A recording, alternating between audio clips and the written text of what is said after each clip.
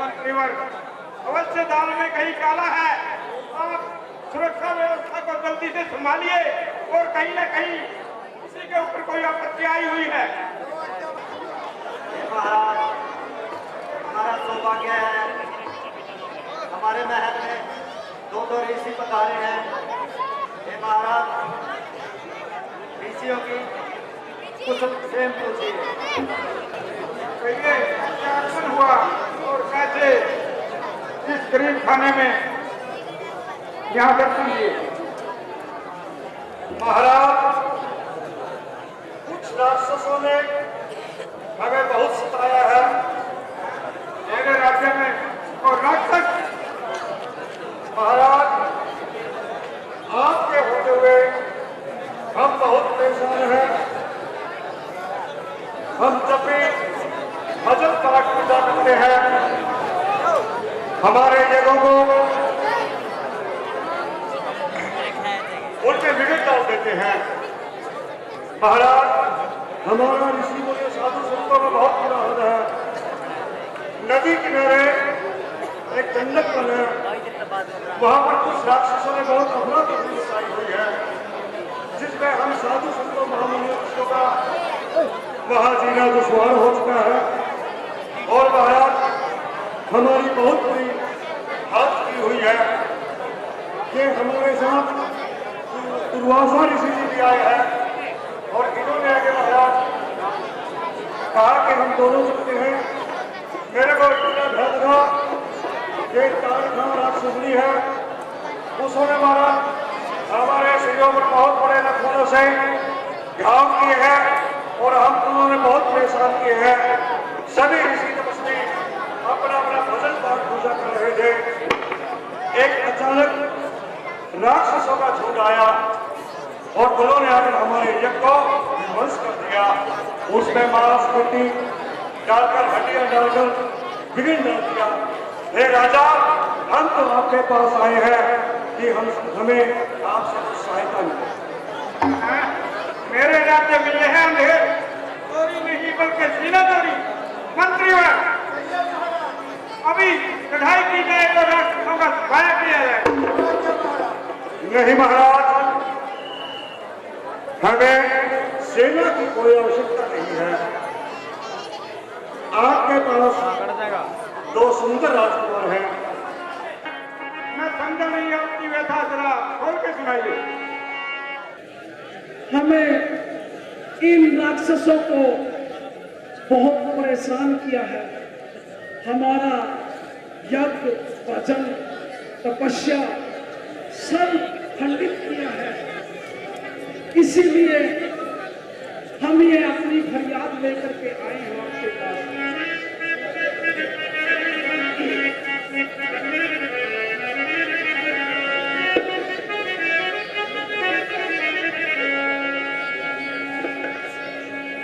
कह सच कह आज नहीं, मैं आज देख तंग हो गया। तेरे राज में दशरथ जीवनी विश्वामित्र तंग।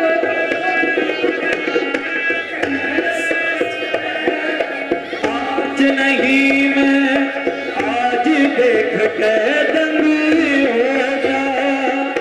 तेरे राज में दशरथ जीवनी विश्वामित्र तंग हो गया। कह सच के आज नहीं, मैं आज देख के दंग हो गया।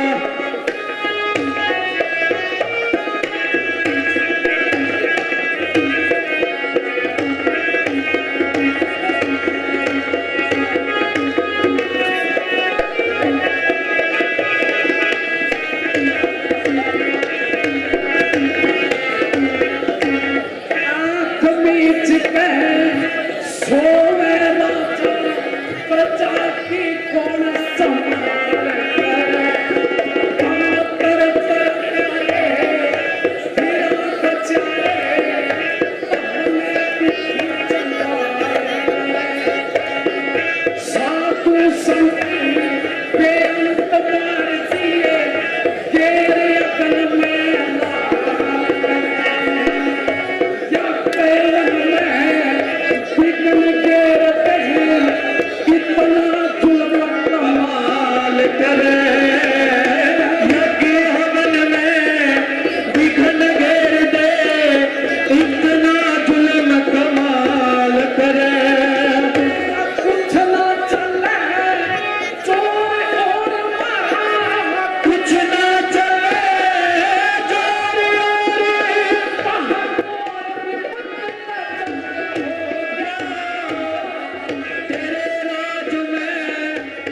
दशरथ जी मुनि विश्वामित्र धन्य हो गया। कह सच के आज नहीं मैं, आज देख के धन्य हो गया। तेरे राज में दशरथ जी मुनि विश्वामित्र धन्य हो गया।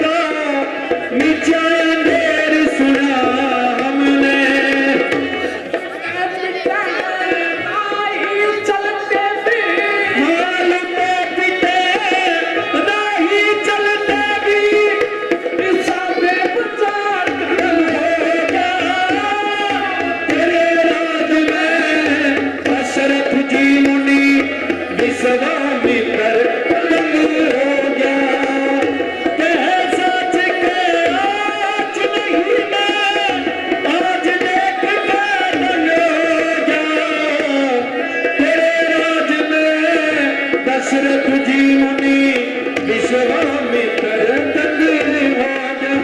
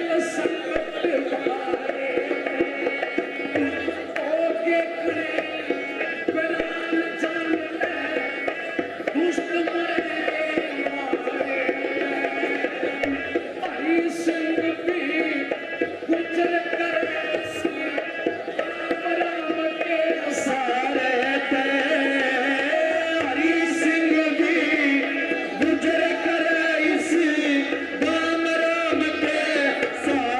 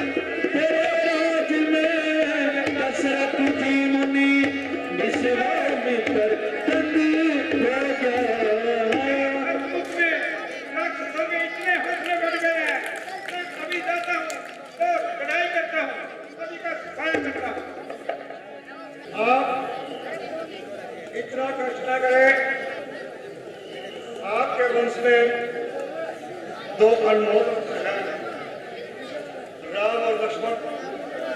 आप हमें उन्हें दे दीजिए, उनका तो वही विनाश कर देंगे। क्या कहा गुरुदेव? राम और लक्ष्मण फला और दूध मुहे बच्चे राक्षसों का सामना कैसे कर पाएंगे? महाराज, उनमें ईश्वर ने इतनी शक्ति प्रदान की है कि वे अकेले ही दोनों सभी राक्षसों को स्वयं। आपका ये भ्रम है। वो छोटे बालक दूध मुहे बच्चे भला राक्षसों के सामने कैसे टिक सकते हैं? महाराज, आपके मन में कोई आशंका हो चुकी है, वरना आप ये बात न कहते, या आपके मन में उनको भेजने से कोई निराशा है? ये महाराज दशरथ,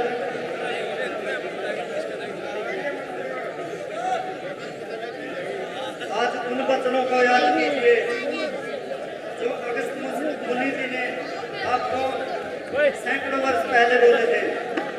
उन्होंने बोला था कि आपके घर में स्वयं श्री नारायण जी आएंगे। उस समय कौशल्या जी आपके साथ थी। राम जी की प्रतीक्षा में परशुराम जी, विश्वामित्र जी एक युग से इंतजार कर रहे हैं। आप राम के पिता हो, इसलिए ज्यादा मोह में धंसते जा रहे हो। मेरा कार्य था आपको याद दिलाना। आपको शायद मालूम नहीं कि ये दूध मुहे बच्चे किन कारणों से परमात्मा ने मेरे घर में प्राप्त किए हैं। मैं इनको भला राक्षसों के मुंह में कैसे ढोक सकता हूँ? महाराज दशरथ, आपके मन में यह कैसी आ सकता है? और महाराज, जो आपके पूर्व रघु राजा थे, उनके मन में तो कोई ऐसी बात कभी नहीं आई। वो तो ऋषियों मुनियों के ऊपर अपनी जान चलते थे। रघु राजा ऐसे सूर्यवंशी राजा थे। क्या था? रघुकुल सदा चली आई, पुराण जाए पर वचन न जाए। राम सिया राम, सिया राम जय जय राम, राम जय जय राम, सिया राम जय जय राम। बर्तन हारने के लिए मैं अभी तैयार नहीं हूँ, लेकिन मैं स्वयं चलने के लिए तैयार हूँ। नहीं महाराज, आप हमें तो अपने पुत्र अनमोल रत्न राम और लक्ष्मण को ही दे दीजिए, उनका वही सहायता करेंगे। और एक और महाराज, उनको शिक्षा भी तो प्रदान करनी है, वो भी हो जाएगी। और महाराज उन्हें आगे जाकर और भी अच्छे अच्छे कार्य करते हैं, उनकी शिक्षा भी उनको प्रदान करनी है। गुरुदेव, चाहे जो भी कहो, मैं मेरी हाथों की जोड़ी को आपको ब्याह करके ओझल नहीं होने दूंगा। नहीं महाराज, आपको ये बात तो हमारी माननी ही होगी। आपने उनको भेजना ही होगा, वही उनका कल्याण कर सकते हैं। हे महाराज दशरथ, यदि चाहे विश्वामित्र जी स्वयं संहार कर सकते हैं, लेकिन ऐसा नहीं है। वो राम जी को, लक्ष्मण जी को कुछ शक्तियां देना चाहते हैं। अपने मोह को छोड़िए महाराज, अपने राजकुमारों को कुशल विद्या के लिए, रण विद्या के लिए विश्वामित्र जी के साथ भेजिए। मंत्री सुमंत, यदि तू कहता है तो मैं राजकुमारों को मंत्री जी के साथ भेज देता हूँ। धन्य है महाराज, आपसे यही विनती। राजकुमारों को दरबार में बुलाया जाए। कहिए, हमारे लिए क्या आदेश है?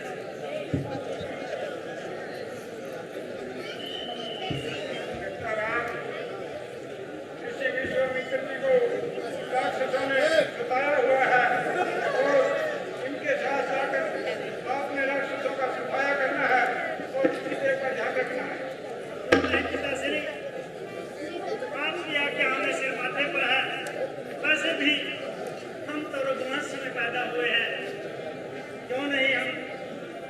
की सेवा में जाएंगे और खुशी खुशी उनके कार्य को संपन्न करा के उनके कर्तव्यों को अंजाम देंगे। गुरुदेव, मेरी सांसों की जोड़ी को जैसे सही सलामत लेके जाते हो वैसे ही सही सलामत लेकर आना भी है।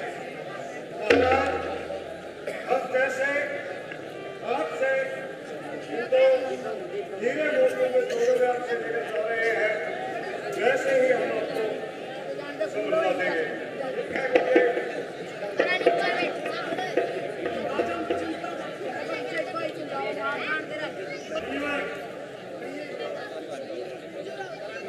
तो हमारे लिए क्या आदेश है, हमें किस ओर चलना है, क्या हमारा कार्य है, हमें आपकी क्या क्या सेवाएं उपलब्ध होंगी।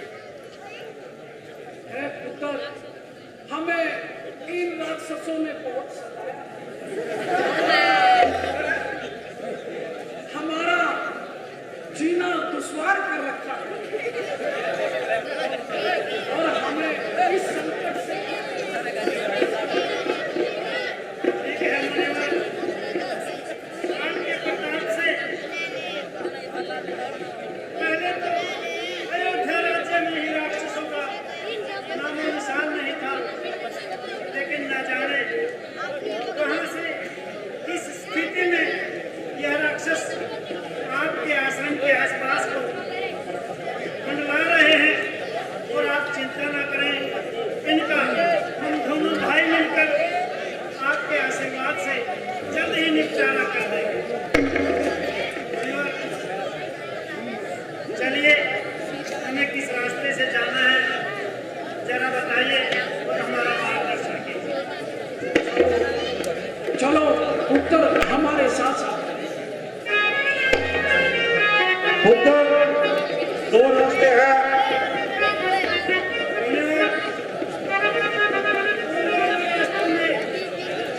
क्या क्या भेद है, तो उनकी क्या स्थिति है, जरा हमें विस्तार से बताइए। एक, ये दंडक वन है जहां हम तपस्या करते थे, वहां कुछ राक्षसों ने आकर अफरा तफरी मचाई है। इस रास्ते में बहुत ज्यादा दुर्घटनाएं होती है। यात्री साधु संत आते हैं, तपस्वी तपस्या करते हैं। इस दंडक वन में बारिश जैसे बड़े बड़े इस रास्ते में समय ज्यादा लगता है। हमें समय से तो क्या लेना देना है, पिताश्री ने आते वक्त हमें यही दो कार्य बताए हैं। सर्वप्रथम आपके जगहों को, भवनों को, पूजा पाठ को, साधना को, उपासना को जो राक्षस भी भंग करते हैं उनका सफाया करना है। और उसके बाद आपकी सेवा का फल पाना है। मुनिवर, हम क्यों ना उस प्रथम वाले रास्ते से चलें जिसमें अधिक से अधिक राक्षस हों और हम जल्दी से जल्दी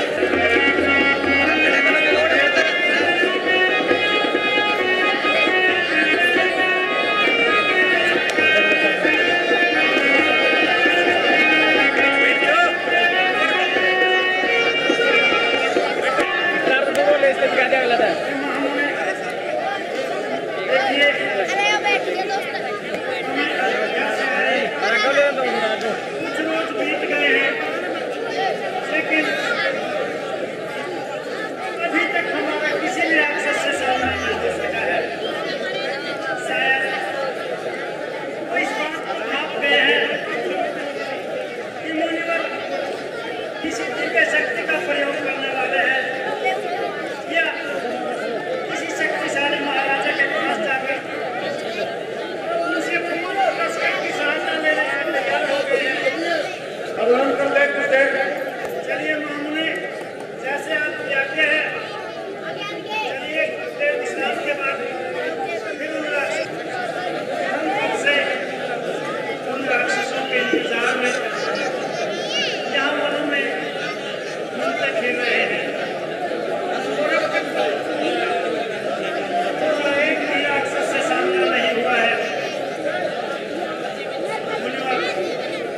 पुत्र कृपया हमें उनके कोई आंतरिक राज को बताइए। वो यहीं पे कहीं न कहीं घात लगाए हुए बैठे हैं। ये राक्षस बहुत चतुर है।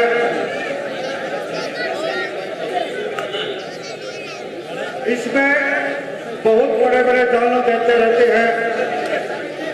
जब तक हमने यहाँ तपस्या की है हम कभी भी उन्होंने टिकने नहीं दिए। वो कहीं न कहीं तो उसको उसके पीछे पीछे उसको बचाने के लिए वो भी जरूर आएंगे। बड़े बड़े तो मजा सिखाऊंगी।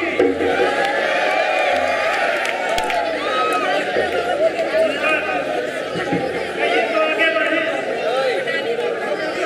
इसकी मिट्टी को ठिकाना लगाइए। एक पुरुष के ऊपर क्षत्रिय का हाथ उठाना पाप है।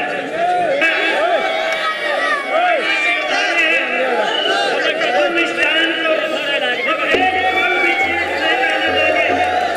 इसको एक क्षण नहीं समाप्त कर देंगे।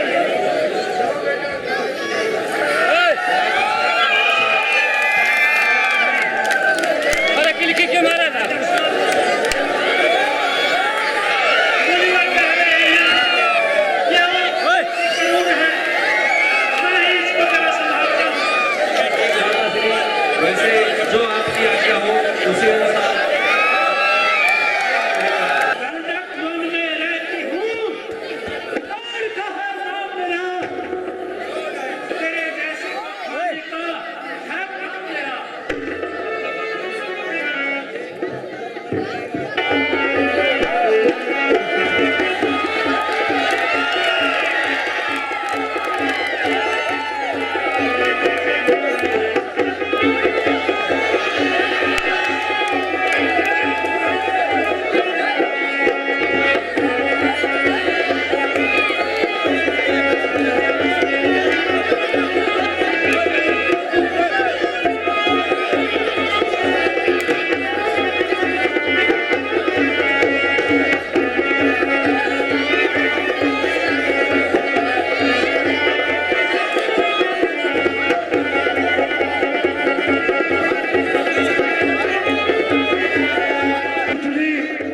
अब तुझे मजा आएगा।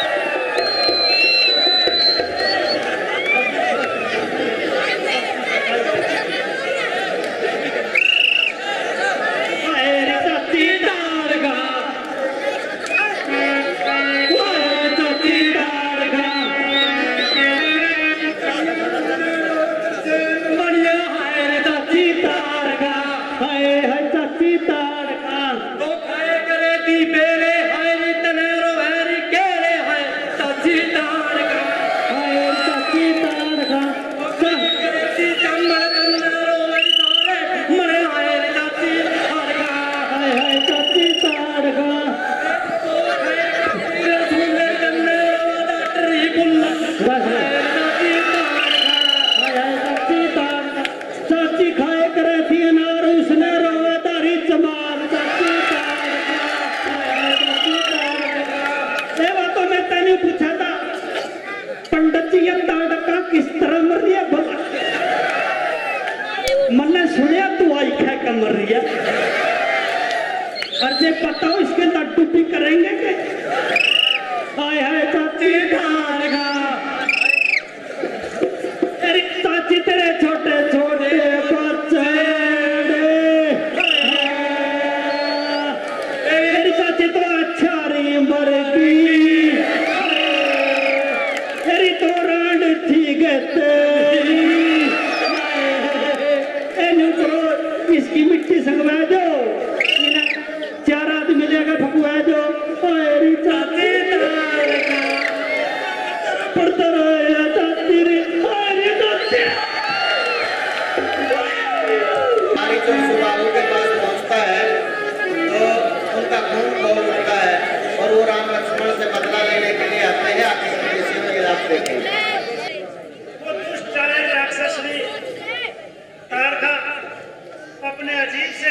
करतब दिखाती गई,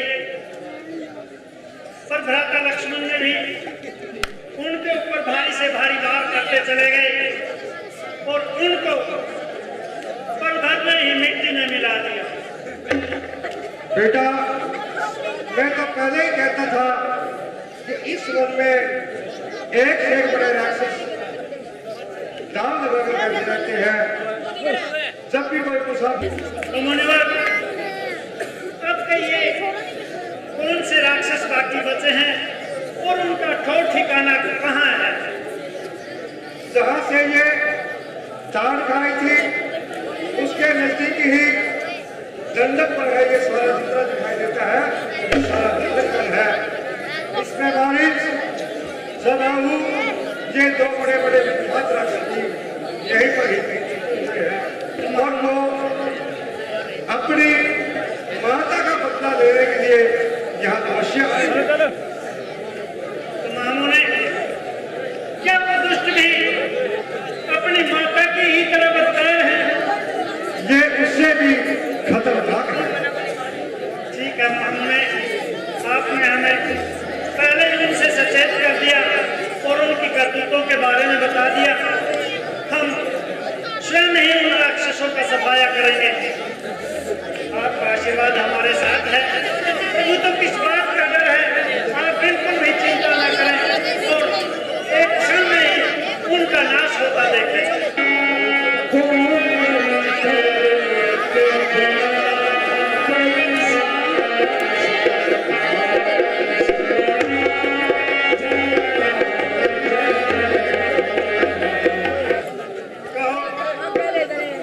हमको अपनी अच्छी शक्तियाँ देनी है, तो मेहरबानी करें शीघ्र वो शक्तियाँ हमें प्रदान कीजिए, ऐसा न हो। मैं आपको वो शक्ति दे रहा हूँ जो इनका संहार कर सकेगी। इनका संहार करने के बाद कुछ मैं आपको और अलौकिक शक्तियाँ भी प्रदान करूँगा। ठीक है महाराज, और शीघ्र उन राक्षसों का विनाश करें। ले पुत्र, ये शक्ति मैं ध्यान हो। देखिए, विश्वामित्र ने हमें उन राक्षसों के बारे में अच्छे से बताया है, तो आज मैं उनके साथ स्वयं जाना चाहता हूँ और उन राक्षसों का सफाया करना चाहता हूँ। जैसी आपकी इच्छा भ्राताश्री, गुरु जी के कहने अनुसार आप उन राक्षसों का वध जरूर करें और मैं आपके साथ जरूर चलूंगा।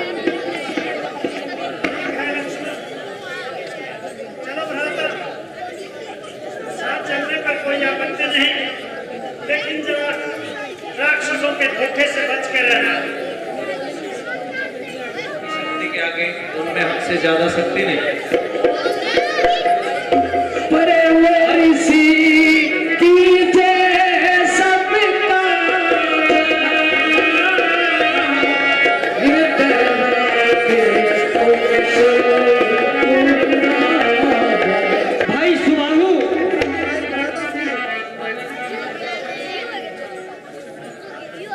जिन्होंने हमारी माता का वध किया है, शायद वो उधर जो आ रहे हैं वही हैं। चलो हम अपना काम तमाम करते हैं।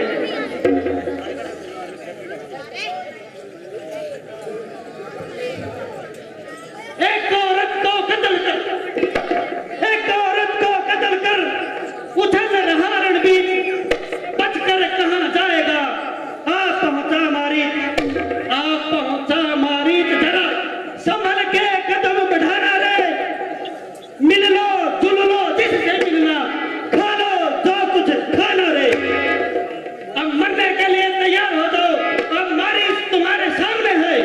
तुम्हारी माता की हुई है, उसी प्रकार तुम्हें भी उनके पास शीघ्र ही हम लोग पहुंचा दिया जाएगा। एक औरत को मारकर बड़ी शेखी बगा रहे हो। अगर युद्ध करना है तो हमारे साथ युद्ध करो। दोस्त, हम यहाँ कोई वनों में घूमने नहीं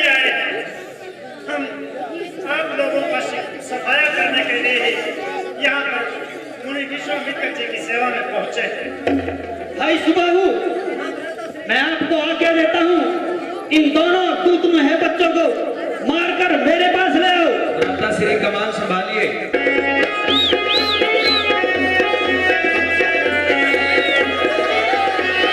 इनसे जरा होशियार आकर युद्ध करना। ये युद्ध में बहुत तेज है और बहुत चालाक है।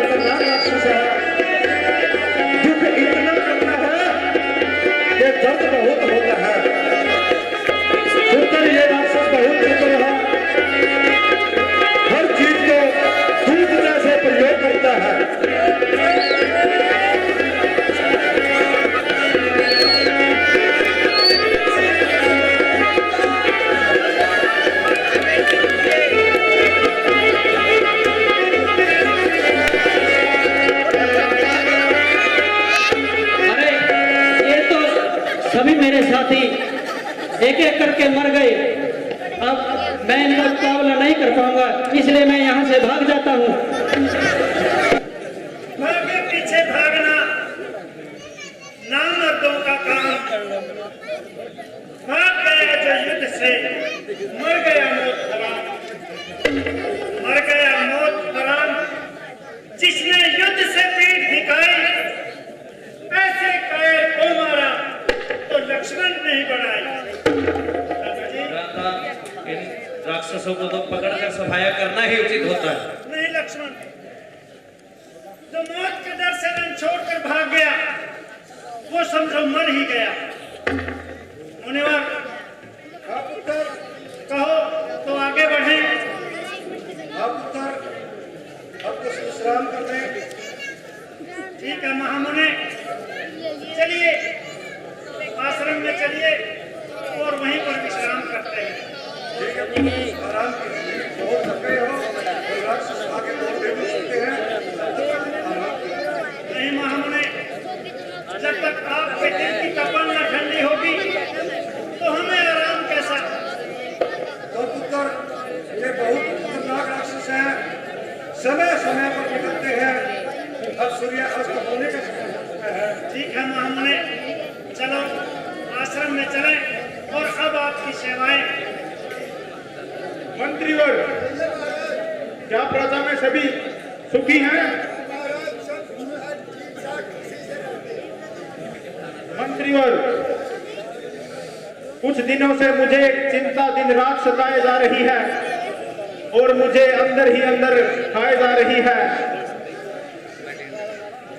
मेरी बेटी सीता जो विवाह के योग्य हो चुकी है, मैं उसका स्वयंवर रचाना चाहता हूं और उसके लिए मुझे एक योद्धा वर चाहिए जो कि हमारे मिथिलापुरी राज्य में जो धनुष कई सालों से रखा हुआ है, शिव धनुष, मैं उसको स्वयंवर के अंदर प्रतिज्ञा के रूप में लगाना चाहता हूं।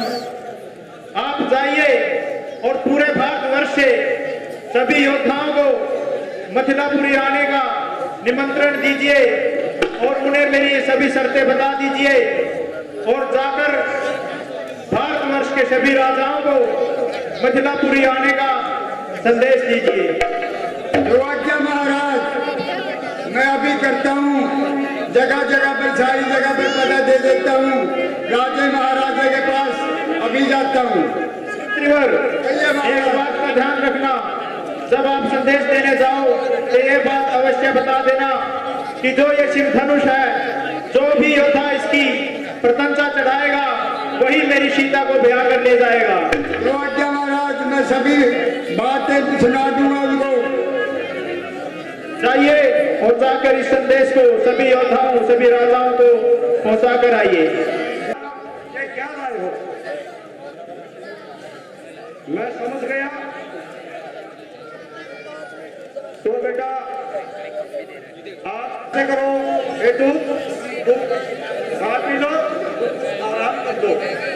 महाराज जी, मैं सब कुछ खाए पिए ठीक ठाक हूँ और आप जल्दी से जल्दी वहाँ पर पहुँचने की कृपा करें।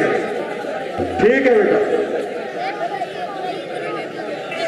ये क्या संदेश है? ये पुत्र राजा जनक जी ने अपनी पुत्री सीता का स्वयंवर रचाने का पत्र भेजा है। मिथिलापुरी राजा जनक जी ने अपनी पुत्री का महाराज, कहूँ इसमें क्या संदेश है?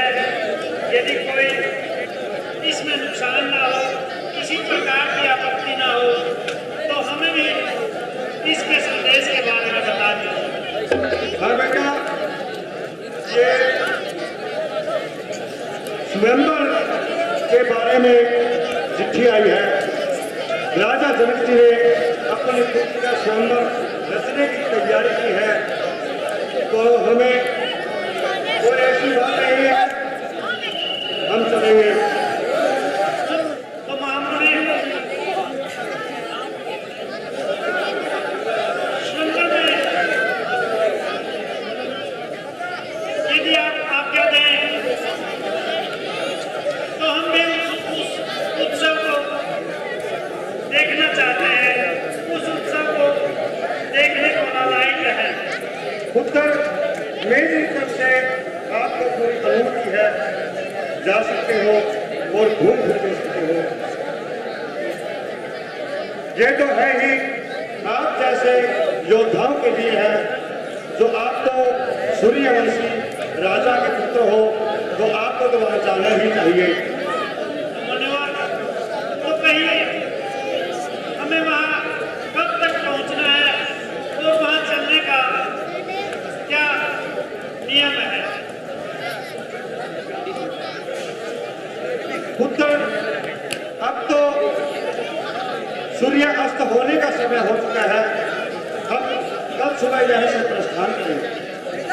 ठीक है महामुनि, हम सुबह सूर्य उदय होते ही मिथिलापुर के लिए प्रस्थान करेंगे और उस उत्सव का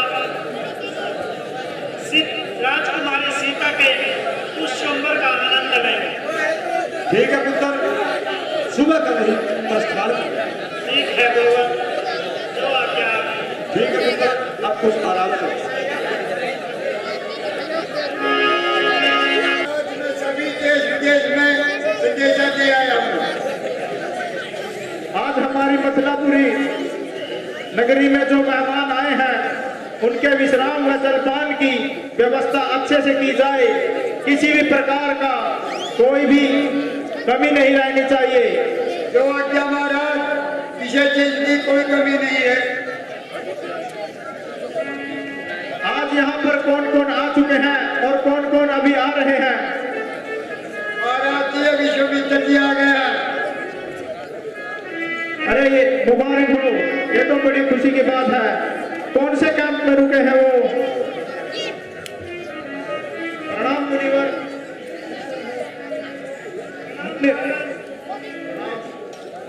मुनिवर, आपको यहाँ पर आने में कोई तकलीफ तो नहीं हुई? अगर हुई हो तो उसके लिए मैं क्षमा चाहता हूँ। नहीं राजन, कोई किसी प्रकार का भी कष्ट नहीं हुआ। मुनिवर, आप सफर कर थक चुके होंगे, इसलिए आप मेरे पास वाले विश्राम गृह में विश्राम कीजिए और मैं चलता हूँ। मुझे और भी व्यवस्थाएं करनी है, क्योंकि बहुत मेहमान यहाँ पर आए हैं, उनकी भी देखभाल करनी है।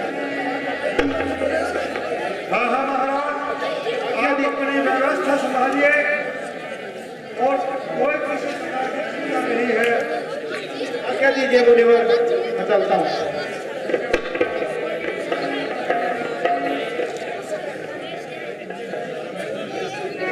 चलो बेटा, हम भी अब विश्राम कर देते हैं। ठीक है गुरुवर, चलिए अपने विश्राम गृह में चलिए, जहाँ महाराज जनक ने चलिए विश्राम करेंगे। ठीक है बेटा, चलो।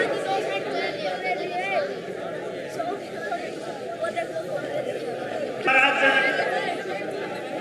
स्वयंवर की तैयारियों में बहुत ही ज्यादा व्यस्त होंगे। ठीक है बेटा, विश्राम करना है तो।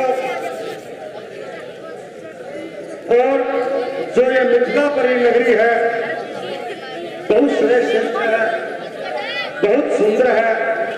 इसमें एक से एक बाजार, एक से एक गलियां, एक से एक बाग है।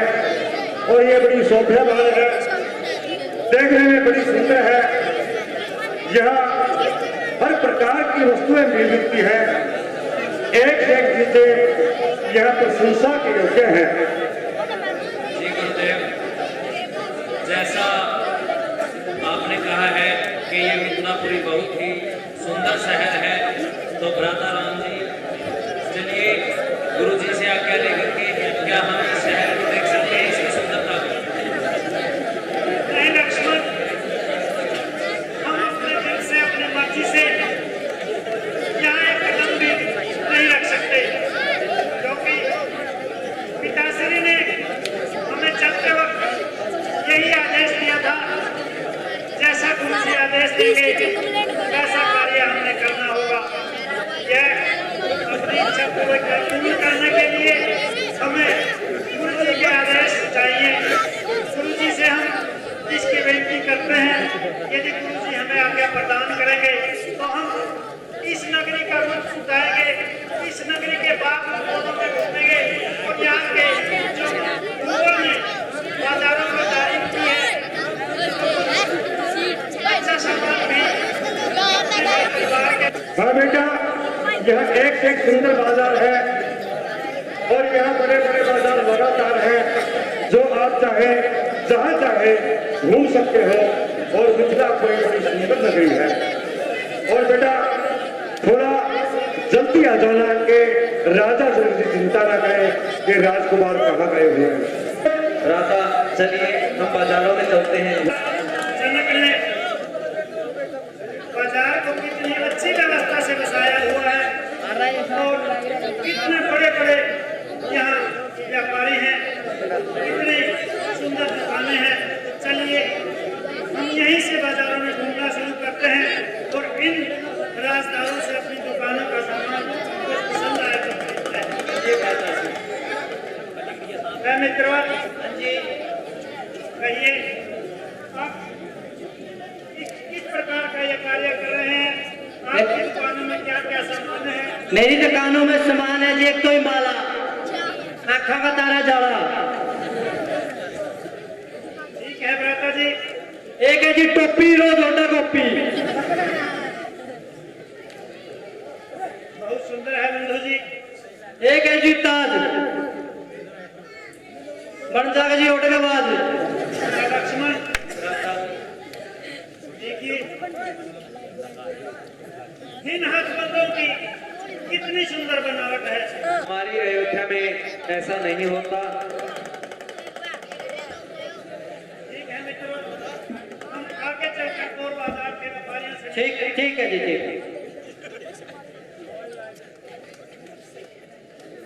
बंधु कहिए महाराज, जरा आप भी अपनी दुकान का सामान हमें दिखाएं। पता क्या जी, मैं हूँ देखकर आया था छोटा छोरा। तो बंधु जी आपका क्या काम है? इस बारे में जरा विस्तार से बताएं। दाढ़ी कर लो, मूछ मंडा लो, आजा से आजा।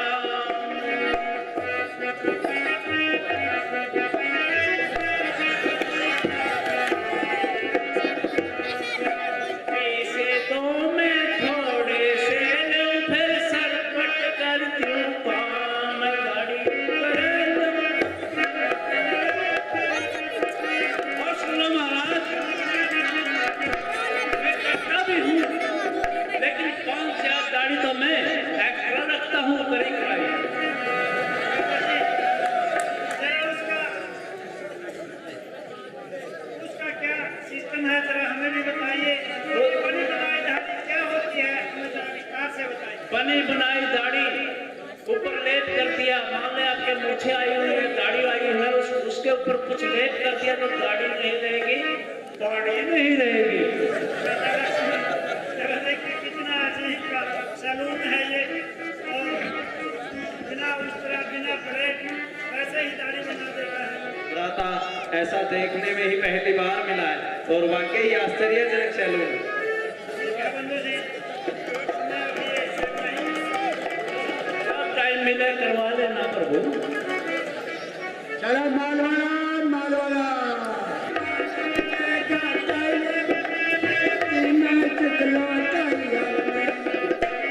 भ्राता जी, आप मुझे लगता है इस बाजार के सबसे थोक विक्रेता हो।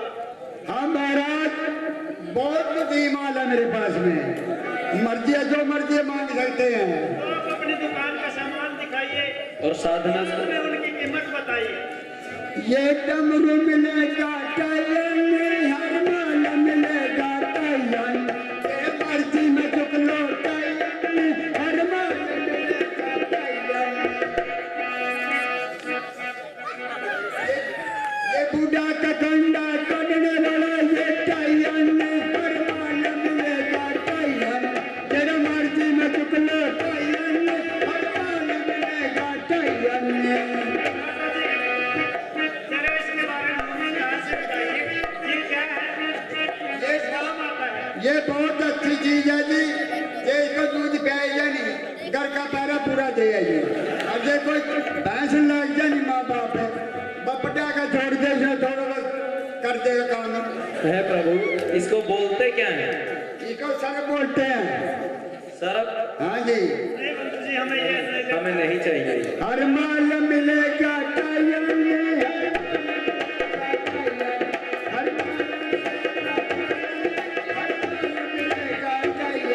तेरा मर्जी मत टायन, हर माल मिलेगा।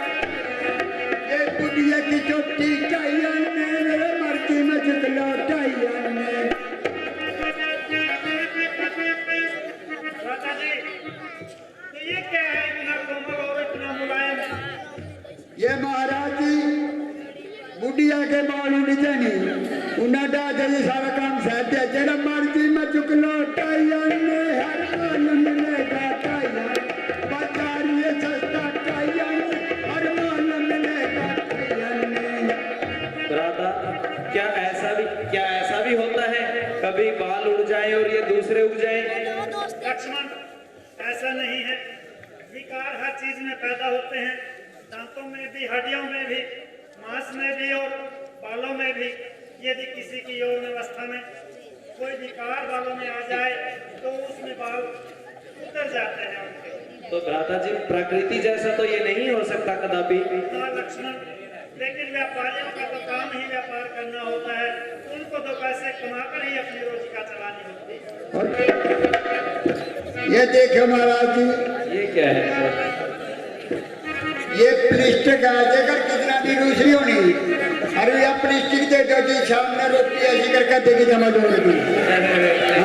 नहीं बंधु, हमें ये नहीं चाहिए। हर माल मिलेगा टायन, ये प्लास्टिक मिलेगी टायन, तेरा मर्जी में चुक लो टायन, हर माल।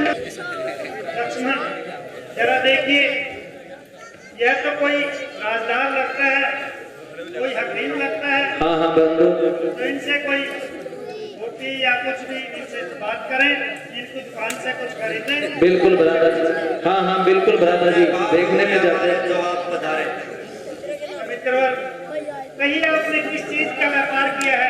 भाई, मैं थोक का विक्रेता तो नहीं हूँ, मैं तो ठोठ विक्रेता हूँ। क्या कहा, फिर से बताइए। भ्राता, कहो मित्रवर, हमें समझ में नहीं आया आपने क्या कहा, किस चीज के विक्रेता हैं? मैं थोक विक्रेता नहीं हूँ, मैं ठोठ विक्रेता हूँ। ये भ्राता श्री, ये ठोठ विक्रेता क्या होता है, जरा विस्तार से बताएंगे? ये थोक का बाप होता है।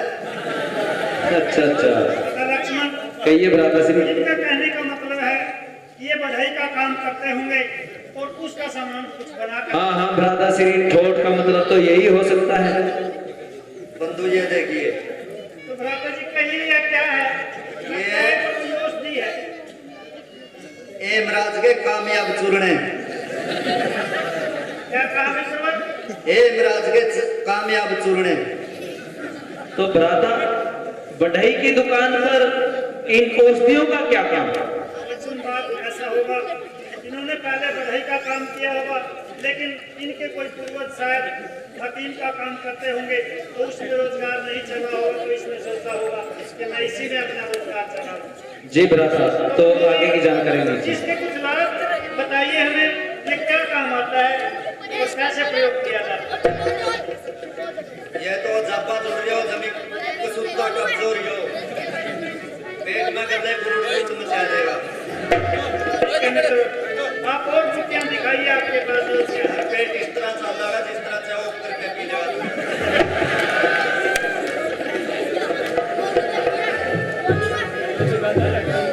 तो मित्र कोई दूसरी चीज दिखाइए। ना ये ले लो फिर। तो छोटी उसमें काम बहुत बड़े बड़े कराया। ये तो खाली जैसी लग रही है। ये तो बिल्कुल खाली लग रही है। ये दुआई सूरदास की है।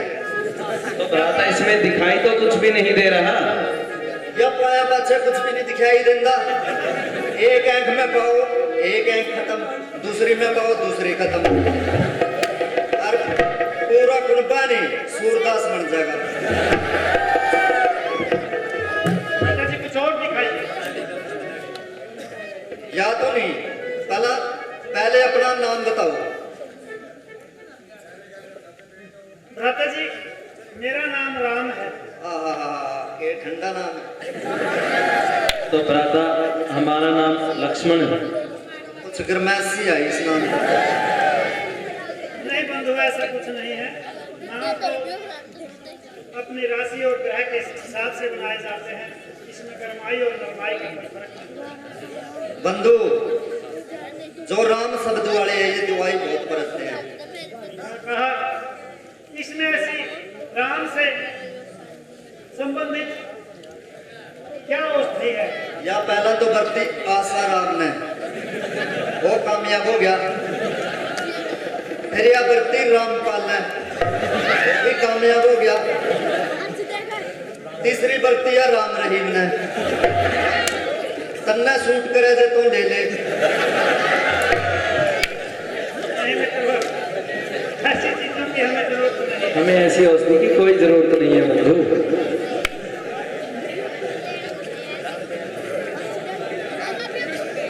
मित्रों मुझे ऐसा लगता है कि आप जन्म से ही विचित्र है। मैं बहुत टेढ़ा हूँ जी। मतलब टेढ़ा होने का क्या मतलब है, जरा विस्तार से बताइए। बात समझो, मैं जब पृथ्वी पे प्रकट होना था उस टाइम की बात है। अच्छा, मतलब आपके जन्म के समय की बात। हाँ, घर के दाई न जाए ब्लैक है, सारा दिन पैर पीट के बग्गी मैं नहीं जानना था। तो बंधु जी आप हमारे सामने तो बैठे हैं। फिर ले डॉक्टर ने पकड़ गया। अच्छा, फिर भी उसके बस की बात भी नहीं रही। फिर धर्मपुरा था 3 सपेलिया ने लाए। क्या काम करूं? 3 सपेलिया ने लेकर आए धर्मपुरा था। अच्छा, बस सारी रात बीन बजाई है, फिर तड़कला में तो मनाना ही पड़ा। नागवंश से संबंधित हो। हाँ सुन ले, नागवा साड़ी भी पूरा का सरपंच सारे लंबरदार नाग पंचमी वाला दिन दूध पिया के जमा बना। अब जितने काम वाले हैं दूध के ना के 10-10 रुपये देगा जमा। अरे मेरा कहना पर अगर चाहे तो हम दे दो 10 रुपये, नहीं फिर कहना फिर आवांगे देंगे। बंधु नहीं मित्रों, बंधु कल हम आपको फिर से दोबारा शुरू होते हैं। और बंधु आज हमें गुरुवर का आदेश नहीं कि इतना समय हम लोगों ने वो बाजारों में लगाए, तो हमें आगे भी फिर घर का चाह पानी तो ले ले थोड़ा। नहीं महाराज, इसके लिए भी क्षमा करें। यदि आप ज्यादा ही वो करते हो तो जैसा आप इच्छा चाहो वैसा थोड़ी स्वादी सी ले लियो। है बंधु। कैसी चाय है आपकी? चाय के चाय है इस तरह पुता है जिस तरह मेरे घर का कुंकड़ी पुते कर। चाय में उसका प्रयोग करते हैं कुंकड़ी का। कहने का मतलब हाँ ए बंधु, हम तो कब से यहाँ आपकी दुकान पर खड़े हैं। आपके इतने बड़े मिथिलापुर में से कोई आपको दूध पिलाने नहीं आया, कोई आपको पैसे देने भी नहीं आया। या बातें ही हाँक रहे हैं या सच में ही आप चमत्कारी हो? नाग पंचमी वाला का नाम है दूध पियाना। तो आपका धन्यवाद। ठीक है मित्र, हम ये ठीक है बंधु। मिलकर बहुत खुश हुए और आपसे परिचित हुए, तो हम आगे वाले कार्य के साथ तो ये बंधु भ्राता जी, भ्राता जरा देखिए, ये व्यापारी कुछ अलग ही किस्म का लगता है। हाँ हाँ भ्राता श्री, इसकी दुकान में सामान भी नहीं नजर आ रहा है। भैया अपनी आजीविका कैसे चलाता होगा? चलिए पूछते जरूर हैं। मेरा काम है जी दंदा का, जी दंदा का काम है। मेरा नाम हरनाम सिंह तुरी वाला। दंद जड़ कटना मेरे लिए मामूली जी गल है। ਜਿਹੜੇ ਭੈਣ ਭਰਾ ਨੂੰ ਆਪਣੇ ਦੰਦ ਜੜ ਕਢਵਾਉਣੇ ਹੋਏ ਮੇਰੇ ਕੋਲ ਆ ਸਕਦਾ ਹੈ, ਤੇ ਮੇਰਾ ਦੰਦਾਂ ਵਿੱਚੋਂ ਕੀੜੇ ਕੱਢਣ ਦਾ ਵੀ ਕੰਮ ਹੈ ਜੀ। ठीक है मित्र, ਮੈਂ ਕੀੜਾ ਪਤਾ ਕਿੱਦਾਂ ਕੱਢਦਾ? हाँ ये तो अवश्य बताइए अपने भी। ਮੈਂ ਬਿਜਲੀ ਵਾਲਿਆਂ ਤੋਂ ਰੱਸਾ ਮੰਗ ਕੇ ਲਿਆਉਂਦਾ अरे अरे अरे, ਤੇ ਉਸ ਨੂੰ ਕੀੜੇ ਦੀ ਪਿਛਲੀ ਟਾਂਗਾਂ 'ਚ ਨਾਗਪੜ ਪਾਉਂਦਾ अच्छा अच्छा ਤੇ ਪੰਜ ਛੇ ਲੌਂਡਿਆਂ ਨੂੰ ਲਿਆ ਕੇ ਫਿਰ ਉਹਨੂੰ ਬਾਹਰ ਖਿੱਚਦਾ। ठीक है मित्र, ਫਿਰ ਉਸ ਕੀੜੇ ਨੂੰ ਮੈਂ ਗੁਦਗੁਦੀ ਕਰਦਾ। अच्छा अच्छा ਜਦੋਂ ਕੀੜਾ ਹੱਸਦਾ ਮੈਂ ਉਹਦੇ ਵਿੱਚ ਇਹ ਦਵਾਈ ਰੱਖਦਾ, ਥੋੜੀ ਜਿਹੀ ਪਾ ਦਿੰਦਾ, ਤਾਂ ਉਹ ਕੀੜਾ ਉੱਥੇ ਹੀ ਮਰ ਜਾਂਦਾ। ਜੇ ਤੁਹਾਡੇ ਦੰਦਾਂ ਵਿੱਚ ਜਾੜਾਂ ਵਿੱਚ ਕੀੜੇ ਹੋਣ ਤਾਂ ਮੇਰੇ ਤੋਂ ਕਦੋਂ ਵੀ ਮਿਲ ਸਕਦੇ ਹੋ ਧੂਰੀ ਵਿੱਚ ਆ ਕੇ। तो मित्र ਧੰਨਵਾਦ ਜੀ। धन्यवाद। तो बंधु जीते को निकाल करके फिर बाहर निकाल के ही मारते हो। ਇਸ ਨਾਲ ਮੈਂ बीपी चेक करता जी। तो मित्र दूसरा यंत्र क्या है? ਇਹ ਮੈਂ ਜੇ ਕੋਈ ਮੇਰੇ ਨਾਲ ਜ਼ਿਆਦਾ ਗੱਲਾਂ ਕਰਦਾ मैं ਉਹਦੇ ਸਿਰ ਤੇ ਮਾਰਦਾ। भ्राता इसके साथ तो ज्यादा बातें करना भी उचित नहीं ਜੇ है। ਤੁਹਾਨੂੰ ਜ਼ਿਆਦਾ ਗੱਲਾਂ ਕਰਨੀ ਹੋ ਤਾਂ ਕਰ ਲਓ। नहीं नहीं बंधु, इसके लिए क्षमा करें। चलो धन्यवाद। धन्यवाद।